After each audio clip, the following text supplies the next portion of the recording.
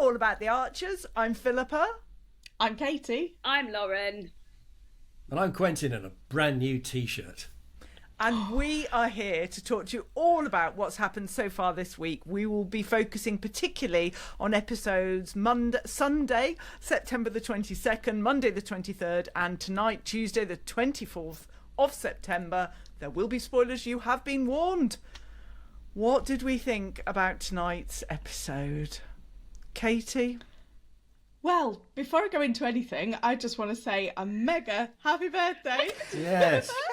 And also to our podcast. Yay. Yes, we are 1 year old. And Philippa, how many years old are you? A little bit more than one, but less than 100.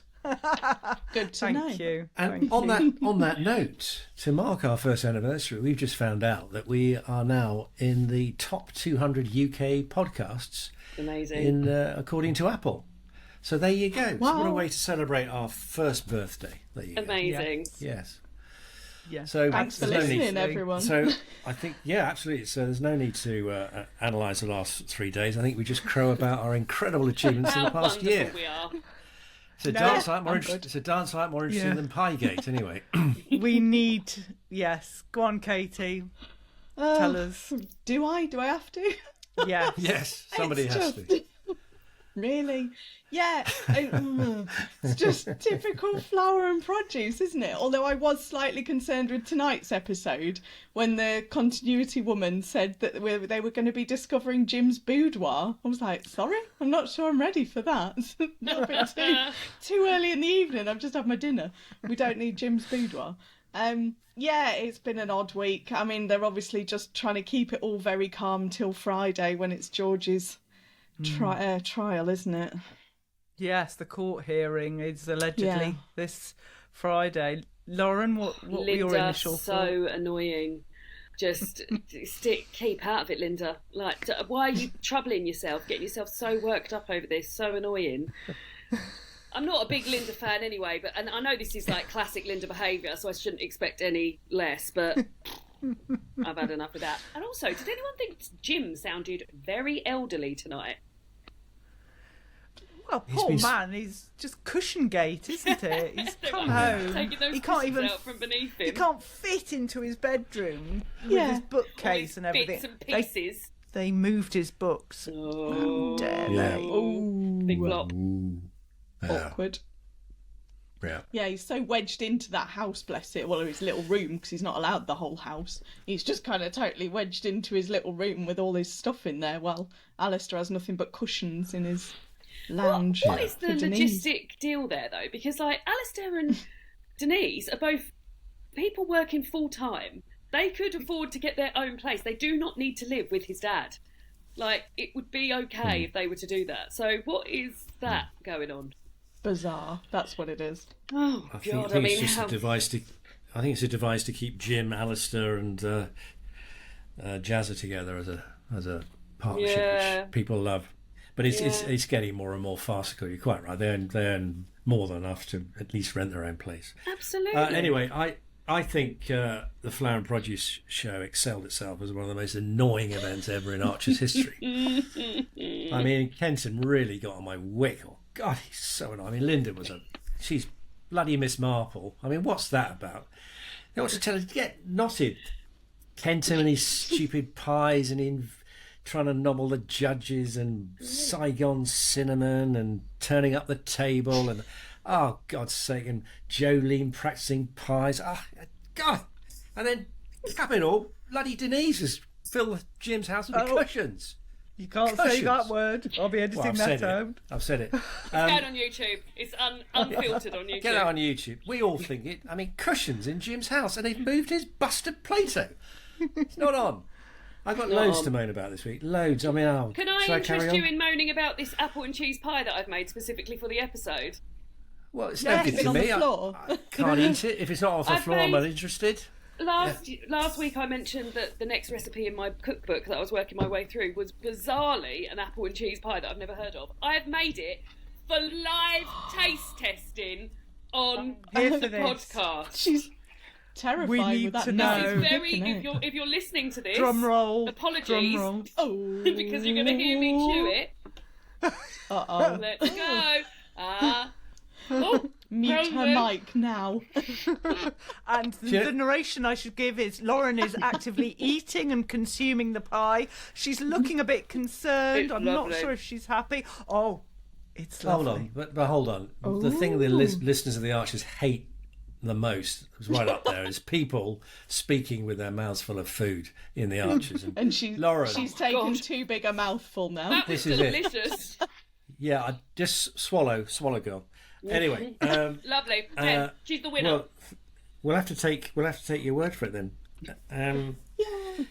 So yeah, Linda, absolute pain in the what's it. Quentin, absolute pain in the what's it, and Flower and Produce, just an absolute irritation. Pain in on the this. what's it. Pain in the what's it. However, I think that we've had some interesting droplets of future storylines, and obviously Harrison's crisis is really boiling now, because that is going to be a baddie, isn't it? Because he's on the teetering on the brink. He doesn't want to be a police officer. He doubts himself, and now Fallon wants him to go back full time, which is going to tilt him still further. So I can't that see was their teed up relationship nicely. lasting a year. No, that was teed up nicely. I thought Fallon was a bit sort of just ploughed in there, heavy boots. It's all right, darling, and just like he was boxed in, and they needed a longer discussion, because she acknowledged she knows he's not enjoying being a police officer, has doubts about it. She said, "Is 1 or 2 years okay for you?" And he went, "Oh, well, yeah, okay, if that's your dream. If that's your dream." Quentin redeemed himself, didn't he, when he said that when Harrison was saying he had doubts about being a police officer, because he really blew up with another guy he arrested, and he says, I'm not sure I should be a police officer, and Quentin urged Harrison to tell Fallon. Oh God, so I put a note here saying Quentin redeems himself for that, from being an absolutely annoying twit up to that moment. So but the point he was making was that he had to talk it through with Fallon, and he just caved as soon as Fallon said, "Oh, can you go back for a couple of years, please?" Yeah.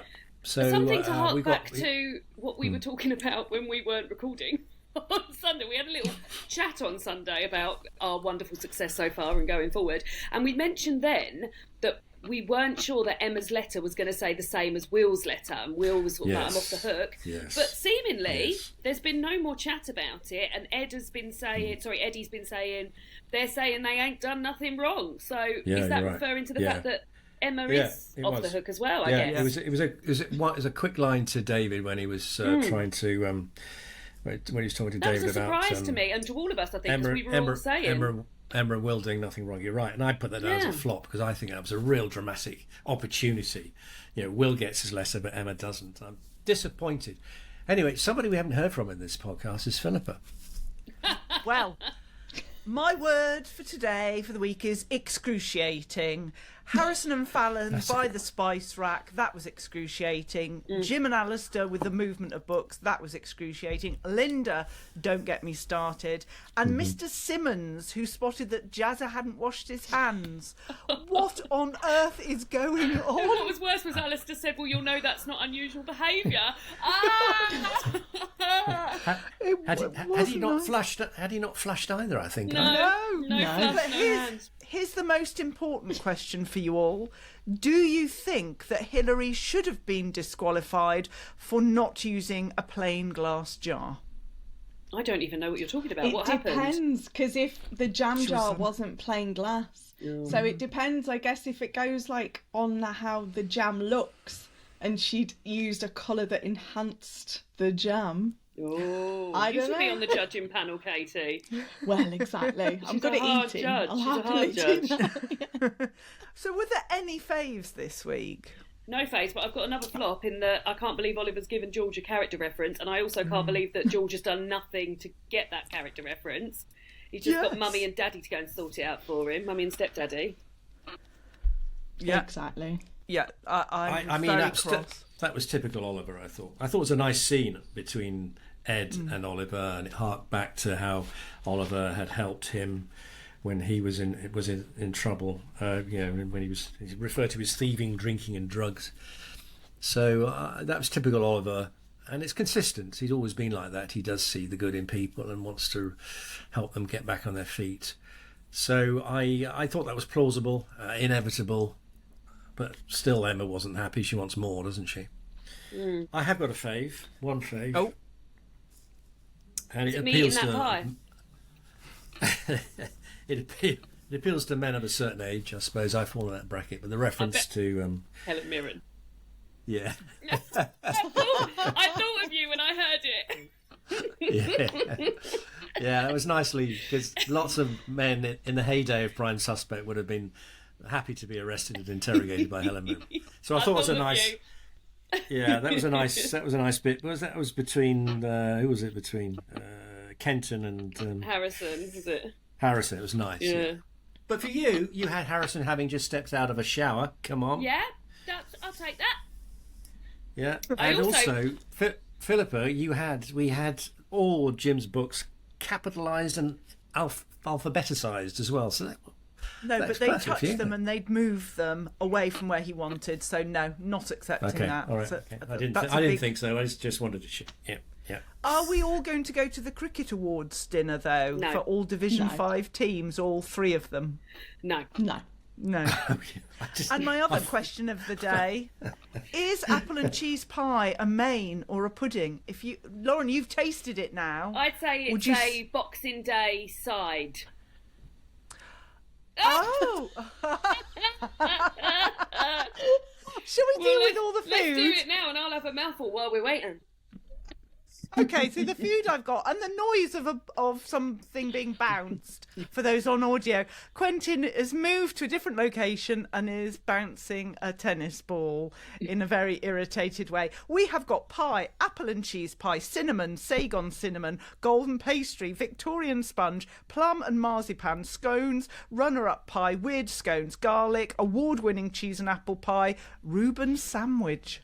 That Reuben sandwich, that would be one of my faves. I love a Reuben sandwich, and as a vegetarian, there ain't that many Reuben sandwiches going around out there. Marks and Spencer do a really good one.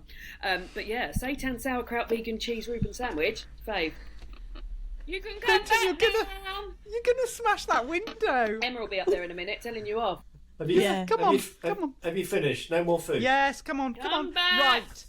Star of Come the back, week. Quentin, because I've got a favour. Didn't get to say it, and Quentin will like this. Does it There involve were- food? Does it involve food? No, Okay, I'm back. sit down. You'll like this. So on Sunday's episode, there were 2 wonderful innuendos in the flower and produce. Oh, I'm So liking this already. We had Usha have a sniff of my pie, and then we had stop adjusting your pie and come on. Say that last one, I didn't hear it. Stop adjusting your pie and come on. Oh no, Philippa's gone. Oh, she's gone all red. Look at her. No, I've not gone red. I feel nauseous. No, thank you. I haven't heard from She's Usha come in out in a ages. I was actually quite surprised to hear from her. I was like, oh, there Yes, she is. she pops up. She's like pops up, doesn't she? Like a giant sunflower, unexpectedly, and then disappears. Yeah. A giant stolen She's sunflower. 7 foot tall. Yeah. Star Yeah. of the week we need to move on to. Katie? Yeah. Okay. I chose Rosie for the sunflower because everyone else just really annoyed me all week. So a non-speaking part you chose. It was that desperate. Yeah, I could have just chosen the sunflower, to be fair. Oh, I went for Trevor and Tracy because of the relinquishing the sunflower prize at the end. But I mean, no one deserved it really. Quentin? Well, actually, I've gone for Usha. Oh, I thought she handled. I thought she handled Eddie's hassling her to be their solicitor and also for advice very well. So Usha gets my prize, but I think Jim is the runner-up for completely outfoxing Linda and proving, showing he's a better sleuth than Linda. But no, it's Usha. Usha gets it. I think you're right with Ucha. I was going to say Kitty Cat because Kitty Cat seems to have done an exodus from the pub and doesn't want to be on microphone. Didn't even get this a name. week. No, but Well, there we go. there's going to be a pub competition, isn't there? Name our cat, and there's a Foley artist with a squeaky toy going for the next 10 weeks. they should call it apple and cheese pie because I can't imagine the Archers now without 12 mentions of apple and cheese pie every single episode. You said no more No more Food, sorry. references. I was talking about the name of the can. Yeah.